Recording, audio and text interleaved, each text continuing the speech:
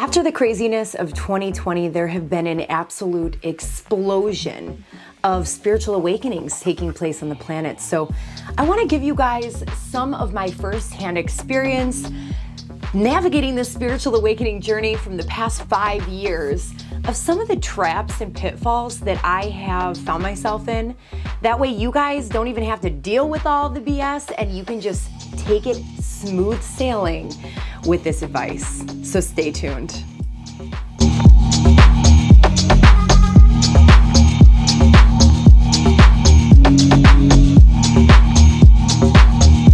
All right, you guys, well, welcome to my channel. My name is Yelena Crawford. If you've never been here before, I am an intuitive astrologer and spiritual guide.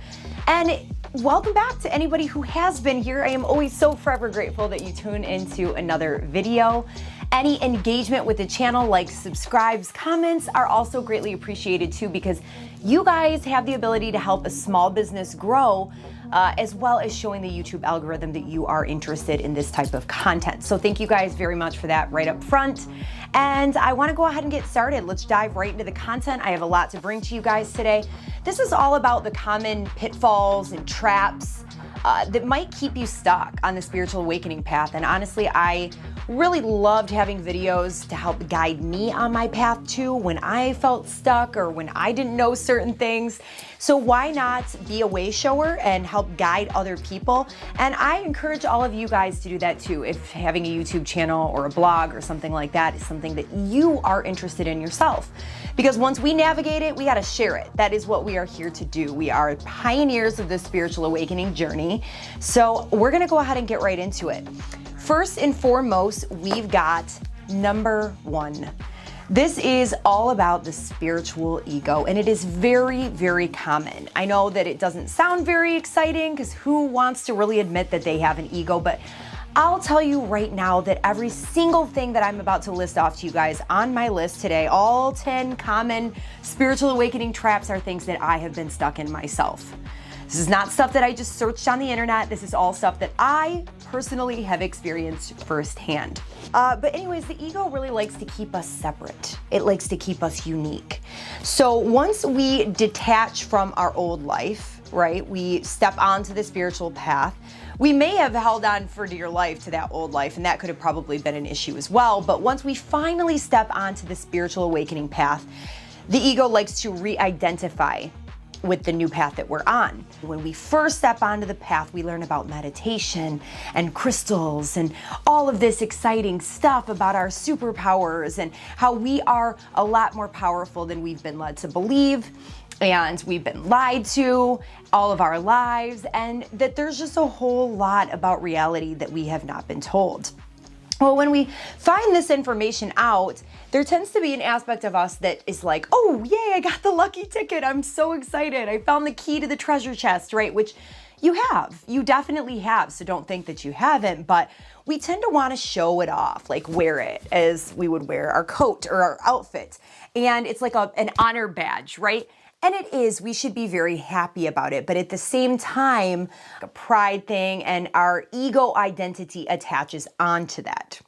It's what makes us unique. It's what makes us individual. And we tend to make other people feel bad that aren't as awakened as we are. Sometimes we look down on people like sheep or the masses. And, you know, I definitely have been one to say that as well. But it's just something that you want to look out for, okay? This can also show up in certain ways, like taking photos of yourself when in meditation. And it's like, you know, we really need to realize that the reason we stepped on this path in the first place is to create a personal being the key word there, connection with the divine. Now, once we step into things like spiritual businesses and YouTube channels and different things like this where we are spiritual entrepreneurs, of course we're going to have to take a picture where it looks like we might be meditating or something for a minute, but you don't always need to post a status on your Facebook or wherever it is you might be that says, just got done meditating, #woke. You know, just things like that are examples. Now, I'll give you a really stupid example. I'm actually going to get a shirt in my closet, so please hold. Okay, so this is a really silly example, and like I said, I'm embarrassed about this. I don't want to admit this, but I'm going to because it's for the purposes of the video. But When I first woke up, I thought it was just amazing. I was blown open wide to everything. And I started doing yoga and all of this stuff. Well, prior to that, I had found a couple spiritual tank tops. One of them said spiritual gangster across the front of it. And then I found this one at a really cool consignment shop, and it's got the chakra system. And while I still really love this, I would pretty much wear it just to be recognized and feel like people knew that I was awake. And that was really my mindset at that time. And as embarrassing as that is, it's part of the spiritual ego. And that's why I just wanted to bring that to you guys' attention. I know it's really silly, but it's just this badge of honor that we tend to wear. We need to watch out for it, that we don't get too wrapped up in that identification. All right, let's go on to number 2. And number 2 is all about pushing your belief systems onto other people. This is totally stemming from the spiritual ego aspect, where we really want to try to wake other people up. We try to push our newly found amazing belief systems, our awakened reality, and everything that we are perceiving now, we want everybody else to know. And I think that it does stem from a very genuine place where we're like, oh my God, everybody needs to wake up. There's so much deception. There's so many lies. We are more powerful than we believe ourselves to be. But we have to really honor the fact that everybody's path here in this incarnation on this planet is completely different. First and foremost, you guys, not everybody is here to be on the spiritual path. I had to learn this the hard way. I'll give you a story in a moment. But yeah, not everybody is here on the spiritual path. And if you even read some of Dolores Cannon's books, she does talk about the different phases of volunteers that will be awakened on this planet, but that not everybody is here to awaken. Everybody is here learning certain lessons and on different incarnations and on different trajectories. And we need to honor that. What we can do is we can plant little seeds without feeding stuff into people's faces and shoving it in. We can plant little seeds and kind of gauge where they're at with the things that we said. And if they're just not really responding to it, or they seem to be annoyed, or they're not taking it, or they just altogether don't think anything that you're talking about is interesting, we need to step back a little bit and kind of just know that we planted the seed, we tried, and maybe someday it will awaken within them, right? Or someday they will shift in some way. And you will be surprised at the people that could truly awaken. People certainly do not like to be force-fed things. A lot of people really want to be able to come to this on their own. And sometimes we might be giving them the information a little bit too soon, which could cause more harm than good. So an interesting little story for you, or two, I'll try to toss in there. I really tried so hard to awaken my mother, who was very into the Catholic Church. And honestly, I tried to blast her open about how the Catholic Church is crazy and it's crooked and it's all built upon lies and strict rules and it's a control system and all of these things. And honestly, it was not well received at all. And I just realized that I was trying to push her out of her religion that she believed in into my beliefs of spirituality, and that it was not meshing well. And you can't just force feed this stuff into people. I also tried to do this with somebody else that was really close to me, who was a dear friend, who was just into a lot of things that I had grown out of. And I was really, really trying to awaken this person and help them shift and move on with their lives, but they just simply were not ready. And I kept trying and trying and trying, and it was causing a lot of friction. So we just need to realize that if these things are not moving along smoothly on their own, volition, we need to maybe step back and just let it take its own course. Number 3 is getting stuck in certain paradigms. This would be like overly polarizing ourselves, which we tend to do a lot. And I fell into quite a few different paradigms, and I want to make sure that you guys realize that it's important to, of course, educate yourself, take care of yourself, be in the know about what's going on in the world, but don't get stuck in it. So just to give you guys a couple examples, this could potentially be like veganism. If you've ever seen people who are food activists, they are waking up to the truth behind the corruption of factory farming and how much harm we are causing animals and how much harm that's actually causing our planet. And then they tend to throw shade and really hate people who do choose to eat meat. And I myself choose to eat meat sometimes, but I did at first fall into this veganism crutch. And it's just another mechanism of polarity. We can't tell other people what to eat. Honestly, I've started to realize too that a vegan diet is not always what's best for my body. Sometimes I love to eat eggs, or sometimes chicken is what my body is craving, and I need to intuitively give myself what I need in the moment.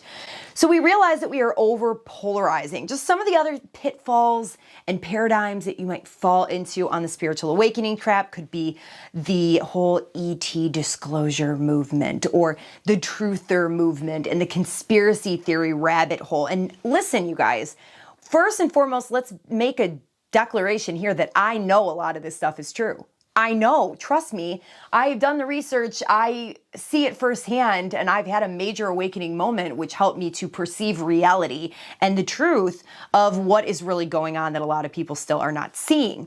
I get it. I totally understand, but what we need to understand is that if we over focus on certain things, they grow. Right? And as energy manipulators, as a lot of us are that are awakened, we need to be very careful where we focus our energy, because we are contributing to the growth of some of these narratives that are playing out in the world, and we have to be really careful about that. So yes, go ahead, educate yourself, learn, and then move on from it. Don't be part of the Q movement, or actually, I'm not telling you what to do. I'm just giving you suggestions. So none of this is, I'm not saying you can or can't, but what I'm saying is watch out for that. Watch out for falling into these paradigms, the Q movement, any of the truther movements. Also the love and light dynamic, not looking at your shadow aspects or looking at the shadow of the world and just believing that everything is love and light and kind of spiritually bypassing everything else. That's another one you want to be careful for. Basically what we do is we realize that we're just putting ourselves in another box. And if we look at the normal third dimensional world, the reality, we put ourselves in a box a lot. It starts in high school when we are separate from teams and college teams. Like, oh, I don't like you if you're not an Ohio State team member and things like that. Or what do we do with politics? We are always limiting ourselves and putting ourselves in a box. We're not open to other perspectives and other ways of thinking. And this is going to prevent your growth and your further awakening. I promise you that. I do want to bring in here, there is a spiritual law called the law of duality, which states everything is on a continuum and has a complementary opposite within the whole. There may be two sides of a coin, but there is only one coin. In other words, things that appear as opposites are in fact only two extremes of the same thing.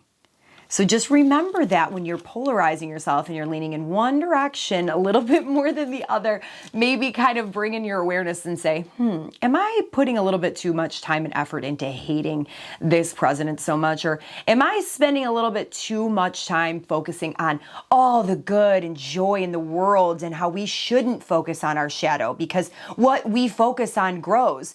Well, you have to feel it to heal it. So we have to remember that too, right? So we must learn, you guys, to walk the middle path. And that can be a tricky thing to do, but that is what we are here to master. So without stepping into the two polarities, walking that center path. Yes, I know, easier said than done. Trust me, it's still something I'm trying to do myself. But hey, I'm just here giving you the information, right, of what I've come across so far. Number 4, we've got continuously consuming, yet not creating or healing. So this was definitely something that I spent a lot of time doing, was waking up. And yes, we, like I said, need to educate and we need to learn, because this is like grade school all over again. We're like growing up as children, these newborn spiritual beings that are trying to remember who we are. But we are getting to a point where maybe a couple years go by and we are still overly consuming other people's content, whether that be reading articles or watching videos on YouTube or whatever it might be, but we're not really investing in maybe educating ourselves maybe we want to do some type of life coaching program, or we decide that we really are into energy healing and we want to do a Reiki certification. But instead, we sit there and we watch video after video after video. And I'm not making fun of you, because I did this myself when I got to a point where I was like, okay, it's time to stop consuming and it's time to start growing and stepping into my mission as a person who brings you content that you learn from. Hopefully I will help you get on your path, right? And that's where we all need to realize what our place in this whole beautiful scheme of things is. And also, we need to focus on our healing. So if you are watching videos on how to heal, that's a different story, okay? But we want to watch out for this consuming, because we learned this through the third dimensional matrix reality. Consumerism, right? Just taking things in, buying, spending needlessly, consuming TV shows, movies, and media. So this is something that we need to unlearn. It's a behavior we must unlearn, and it just follows us into the spiritual realm. But make sure you do get your education too. Just know when to step off of it, okay? Know when to eliminate, know when to reduce. All right, enough of that one. Let's go on to number 5, which is over-focusing on opening up your third eye and your psychic senses and your spiritual gifts. Once again, I'm not making fun of you, because I was totally victim to this. I would watch this guy who I still watch and I still adore in Sedona, who is totally beyond awakened, third eye awakened, can see beyond this reality into other dimensions. And I thought that this was going to happen to me like right away. So I did everything. I spent all this money on ways to decalcify my pineal gland.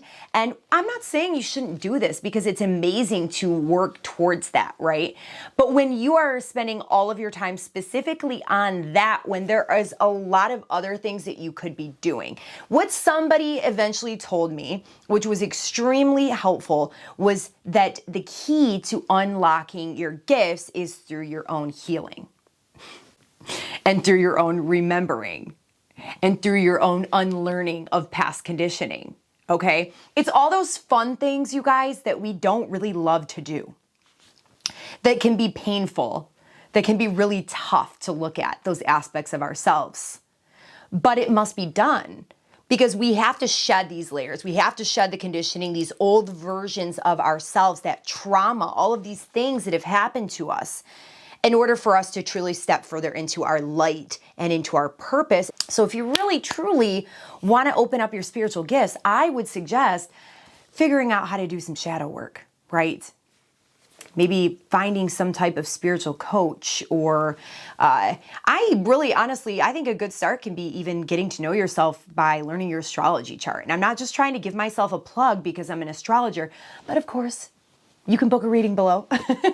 Anyways, just joking, you guys, but not really. So anyways, learning yourself through your astrology chart or your human design, and starting to learn. You wouldn't believe what you can learn through these modalities. I like to use plant medicine, and I'm not promoting plant medicine, but that is one of my modalities. And if you feel called to it, it is extremely, extremely powerful to try and discover who you really are and help yourself to heal. So instead of just focusing on staring at a candle flame, which if you want to do that, you can do that too, because that does really help to exercise that third eye muscle, or focusing on astral projecting out of your body, make sure you're also focused on being in your body and being grounded into this reality, because we are here on this earth in this reality for a reason, right? We are here for a reason, not to escape out of our bodies, but to be in this reality, embodied, helping out this situation with humanity right now. Just remember that, okay? No escaping, no escaping. Okay, I think I've made my point clear. Let's go ahead and move on to number 6. This video is already getting long. We're gonna move on to outdated relationships and friendships. Yep, this is definitely a trap. And unfortunately, this is one of the hardest parts. For me, it has been literally one of the most hard aspects of this journey, 100% hands down. I actually have a specific video all about losing friends, outgrowing friends and family members in certain relationships. I'm gonna pop it up on the screen right now because I know that that could be extremely helpful, helping you cope and just helping you deal with this in general. But this is definitely an experience that we are in of growth and evolution, you guys. It is helping us to, like I said, shed outdated versions of ourselves and get rid of past conditioning. And we start to grow and evolve, and we really start to change. What really changes is the things that we like, our desires, how we perceive fun, what we want to do to have fun out in the world, our likes and dislikes, our interests in general, our morals and our ethics and our sense of integrity and how we stand in it, our belief systems about the world. These are just a few of the things that change when you're on this journey. And because of all of this, we start to shift out of alignment with the people that we were previously in alignment with. It doesn't make them bad. It doesn't make us bad. It doesn't make us better. It just means that we have changed, right? And not everybody changes at the same time. Some people go an entire lifetime not shifting out of the things that they like, their belief systems, and the person that they are. They're just not meant to do that in this lifetime. I believe that some of us did sign up to evolve a lot in one specific lifetime.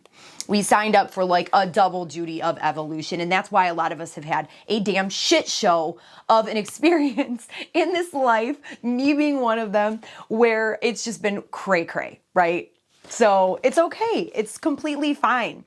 But people may like the old you, and they might not like this change that's happening, especially if you were the type of person who was maybe like a people pleaser, and people were getting something out of you, and that's changing, and you're setting boundaries and you're saying no, and you're standing more in your integrity, and you don't want to party and you don't want to do certain things anymore. Whatever it might be for you. I know it's different for all of us. The partying thing was a big thing that I've been continuously shedding. And yeah, it's tough. And it's really hard to say goodbye to a lot of these people that there were major pillars in our life at one point, especially if these are marriage partners, right? Especially if these were potential life partners that we're dealing with. This can be very, very challenging. So yes, as you can see, these paths will normally start to separate, and you just want to make sure, you guys, that you are not holding on longer than you should. Now, at the beginning of my journey, this was something I was not good at identifying at all, but as the times have progressed, I will just know when something is not working anymore or when it needs to kind of exit my life. So I've been pretty good at just helping move things along instead of having the universe smack me over the head with a 2x4 and doing it for me, because that's never ever fun. So just try and sit with yourself and know if something is not right for you any longer. And we're gonna move on to number 7, which is always wanting the next shift to come, or always seeking to level up on the spiritual awakening path. I swear this has been huge for me. Just not even being like happy in the moment of where I'm at and all the progress that I've made. Being able to look in hindsight and be like, damn, I have grown. I have changed so much. I am so proud of myself. Can I just marinate right here in this energetic field that I'm currently in and enjoy it, right? But we tend to think, well, when's the next level up? When am I going to get the next one up? I'm so excited for my next shift. But what we need to understand is that these things happen in seasons. Just like everything else in life with spiritual awakening, we also have seasons. There's a rhyme and a reason for everything. So once we shift, there are certain things that we must learn to embody. That new energy that we're learning to embody, we have to kind of acclimate to this new identity that we're stepping into, which our identities changed multiple times. I will tell you that. You just have to learn to kind of integrate everything that you've learned and step into these new lessons. And right, there's a whole nother set of lessons that must be learned too in this new energy. So we gotta stop this like constant seeking for the shifts that are to come. I just recently caught myself in this again. Like I said, have been journeying with plant medicine. I'm really excited to do it again, moving into another one this weekend, which I will report on my channel. But with ayahuasca, I thought, man, I'm going to really level up. This is going to really amp up my spiritual awakening and change my life so much and blah, blah, blah. And I think if anything, it really made me realize that I am just constantly over-seeking shifts and up levels and to deepen into my awakening. And I'm not truly enjoying the moment of where I am right now in this growth stage of learning and evolving and, just really stepping into becoming a spiritual entrepreneur and a spiritual guide. And once we are able to kind of stop and smell the roses a little bit, things get much better. So I'm just really glad that I was able to kind of identify that I was doing that again so that I won't go into it this weekend thinking the same exact thing, and I can just be happy exactly where I'm at in the moment. So hopefully you guys can learn from that as well. Number 8, we've got intoxicants. This has been very difficult for me because I love a good cocktail. I love to have fun. Sometimes I still will let myself have one here or there. I'm not going to lie. I did stop drinking in the fall, and that lasted a while. I honored myself. I felt like that's a place where I was at. But this has been really hard. I don't want to demonize it because just because you're spiritual doesn't mean that you can't drink or anything like that, or marijuana as well.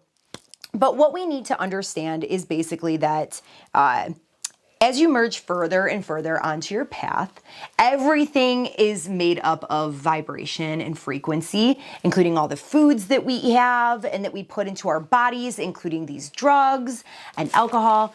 And once we escalate on the journey, we progress further, we merge deeper, we raise our vibration. So these things actually bring us down. What's really interesting, I want to show you guys this diagram.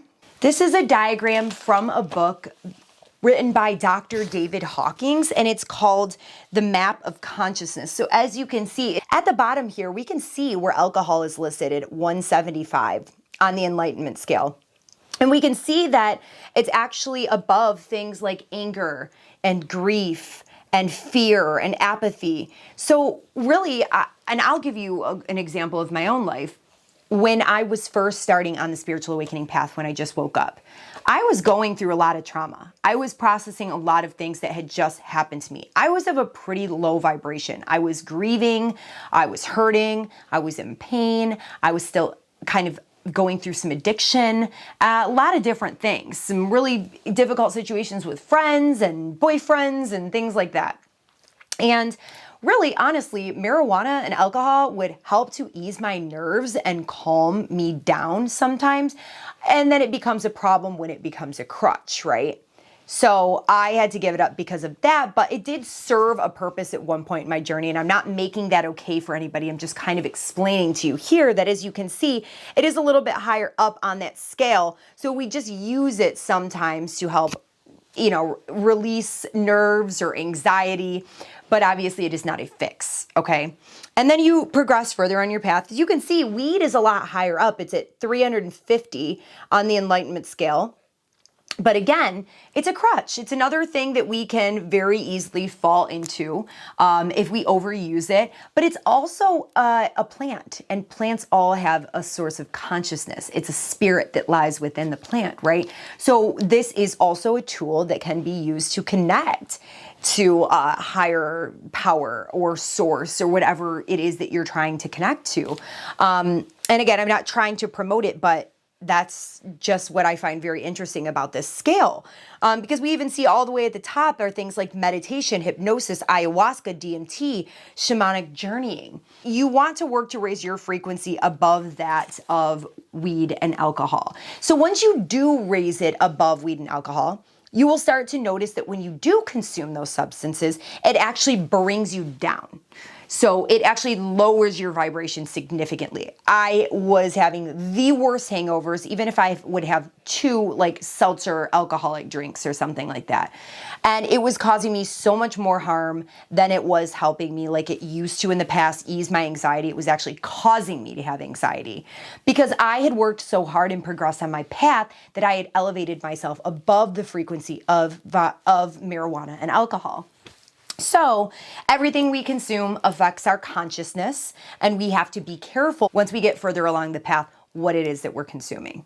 Number 9 is looking for answers outside of yourself. And I don't even want to spend too much time on this, but it goes along with consuming content and just, being on this new spiritual path, we have to learn to connect with our own guidance system. That gut feeling, those bodily sensations, or however it comes specifically to you, you have to learn to go within to find answers. This journey is all about you stepping into self-empowerment and learning that you do hold all of the answers within. And of course, we do need a little bit of guidance along our path, and we can reach out and ask people for that. That's why we go to coaches or spiritual guides or astrologers or whatever it might be. But don't use that as a crutch either. There are so many pitfalls and so many crutches that we can fall into. Make sure that you are going inward and seeking the answers within, because you are very, very, very powerful, okay? And then finally, the last pitfall or trap of spiritual awakening today is comparing your awakening to other people's. So we have to understand, like I said, we are all on completely different paths and trajectories. We all are in very different seasons of our awakening and in our lives.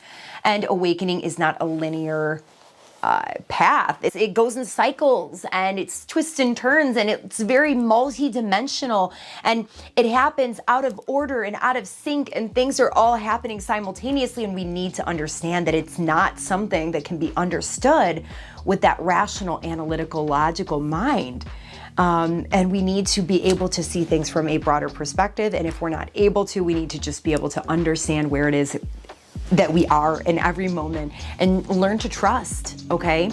So don't compare your journey to anyone else's. Don't think, well, why are they at the level that they're at and I'm here? Am I less evolved? Are they more ahead of me? No, we don't know what's really going on in the higher workings of the echelon of, the cosmos and what's really playing out here. Honestly, some people are late bloomers. Some people chose different paths and different lessons for themselves. So just honor where you are and try not to overcompare or get yourself down that somebody might be further ahead than you are. But anyways, you guys, I hope that you benefited from this video today. It's my pleasure always to bring you this information. This is something I always knew I wanted to do from the minute I woke up.